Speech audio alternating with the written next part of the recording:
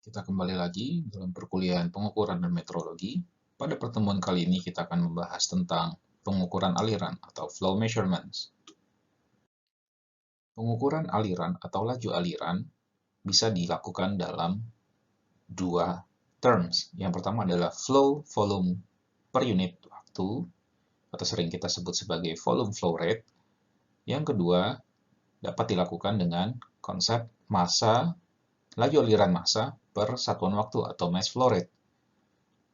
Dalam mengukur laju aliran, baik itu volume atau massa, alat yang digunakan adalah sering disebut sebagai flow meter. Secara tradisional, kita sering melihat di laboratorium, biasanya kita menggunakan kombinasi antara gelas ukur dan timer, di mana kita melihat gelas ukur diisi dengan fluida hingga mencapai ketinggian tertentu, dan kita bisa melihat di sana volumenya, lalu dibagi dengan waktu yang dibutuhkan oleh fluida tersebut untuk mengisi ketinggian atau volume tertentu dari gelas ukur, dan kita hitung waktu yang dibutuhkan dan dibagi terhadap unit waktunya sehingga kita bisa mendapatkan volume flow rate. Itu adalah cara paling simple untuk mengukur laju aliran berbasis volume. Tapi perlu diingat, dua hal ini, dua alat ukur digunakan untuk mengukur satu variabel. Sudah ada dua jenis kesalahan yang akan terjadi tentunya karena ketika sang observer atau si operator yang mengukur pasti akan mengalami kesalahan bias ketika melihat ketinggian atau level dari fluida yang mengisi gelas ukur. Begitu juga ketepatan tangan ketika menghentikan stopwatch. Oleh karena itu, penggunaan flowmeter menjadi sangat penting, mengingat pengukuran laju aliran aplikasinya sangat banyak, terutama pada industri proses, di kilang-kilang perminyakan atau industri kimia, atau bahkan pada skala laboratorium untuk penelitian. Oleh karena itu, biasanya digunakan alat yang memang dirancang langsung untuk mengukur laju aliran seperti rotameter atau venturi tube yang sudah memiliki dial digital yang menunjukkan nilai volume atau massa yang melewati suatu conduit atau pipa misalnya. Nah, seperti yang kita ketahui, flow rate ini merupakan suatu variabel yang cukup unik.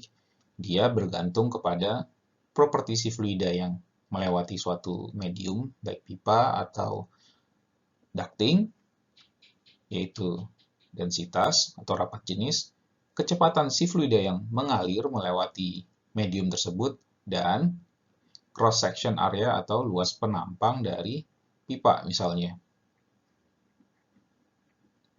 Jadi dia tidak bergantung pada satu parameter seperti kecepatan, tapi dia adalah fungsi dari sifat fluida, kecepatan rata-rata fluida, dan geometri dari medium yang dilewati oleh si fluida itu sendiri. Oleh karena itu, misalkan mass flow rate merupakan fungsi dari densitas, kecepatan rata-rata, dan luas cross-section dari laluan si fluida itu sendiri. Sementara itu, volume flow rate atau laju aliran volume dapat diartikan sebagai kecepatan rata-rata dikali dengan luas permukaan dari si medium yang dilewati oleh fluida.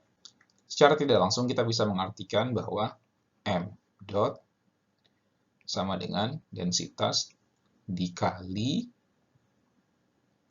volume flow rate jika fluidanya bersifat incompressible.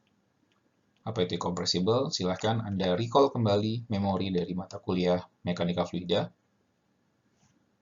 Secara garis besar, pengukuran laju aliran dapat dibagi ke dalam 3 metode utama. Pertama adalah pressure differential method, di mana pengukuran laju aliran berbasis kepada pengukuran tekanan pada dua titik yang berbeda yang secara tidak langsung memanfaatkan persamaan atau efek Bernoulli. Yang kedua adalah insertion volume flow meters, di mana alat ukur laju aliran dimasukkan ke dalam media atau laluan yang dilewati oleh si fluida. Lalu ada mass flow meters yang memanfaatkan efek Coriolis atau efek panas dari fluida yang mengalir.